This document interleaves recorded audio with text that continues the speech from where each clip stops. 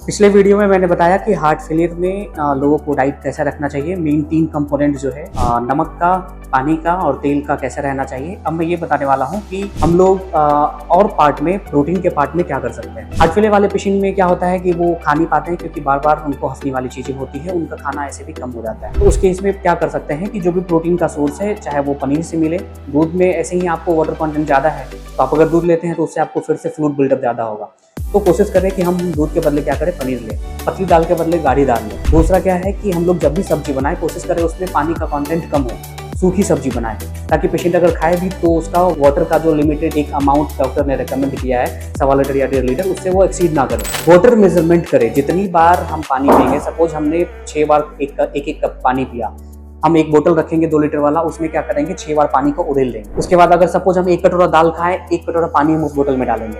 1 गिलास दूध पिए या 100 ग्राम आप दाल खाएं तो उतना ग्राम आप पानी क्या करें, बोतल में डाल दिए। अगर हम जूस पिए तरबूज के फॉर्म में 100 ग्राम या 200 ग्राम या 350 ग्राम, तो हम उतना प्लेन पानी फिर बोतल में डाल। तो इस तरह से 24 घंटा में जितना आपका विजिबल नॉन विजिबल फ्लूइड्स होगा, जितना आपने पिया है, आप एक 2 लीटर वाले बोतल से मेजर करें और नेक्स्ट डे आप उसको कैलकुलेट करें कि आज आपने इतना पिया है, नेक्स्ट डे आप उससे कम रखो या ज्यादा रखो as per set limit amount. तो ये हो गया पानी का। दूसरा नमक का क्या है कि जब हम रेस्टोरेंट में खाने के लिए जाते हैं तो कोशिश करो कि रेस्टोरेंट में हम लोग जो अलग से एक शेकर रहता है, सॉल्ट शेकर यूज ना करें।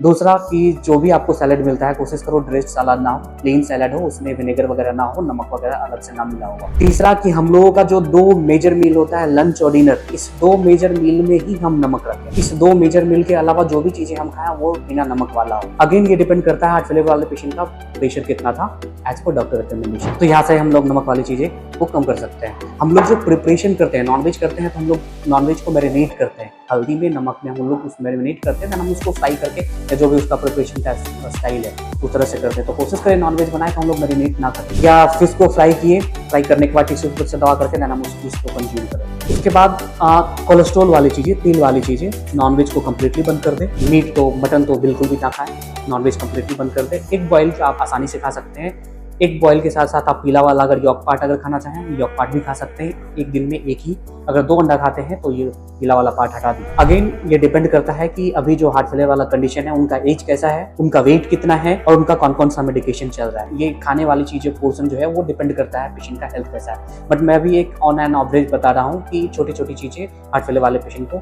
इस पर ध्यान देनी चाहिए। फिर भी आप अगर कस्टमाइज्ड एक डाइट प्लान चाहते हैं तो डॉक्टर बीवी भारती सर कार्डियोलॉजिस्ट हैं, इनके यहाँ भी आप आ सकते हैं, इनके यहाँ मिल सकते हैं मेरे से, या आप पर्सनली मुझे टेक्स्ट कर सकते हैं, मैं आपको एक कंप्लीट डाइट प्लान बना करके दे सकता हूँ। Thank you so much.